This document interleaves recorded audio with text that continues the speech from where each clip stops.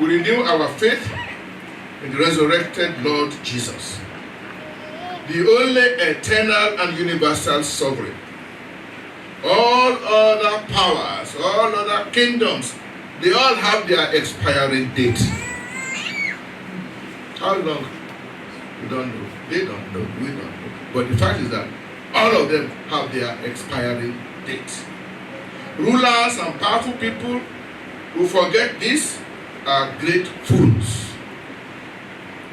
Unfortunately, by trying to usurp God's sovereign power, stupid rulers bring pain and misery on their people.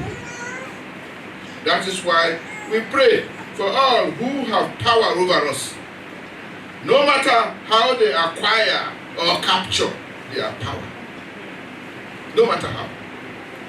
Because the power belongs to God.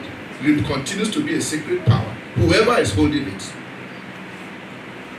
And we pray that they may allow the sublime glory, the one of great age, the ancient of days, the eternal King of the universe, to take charge of our affairs.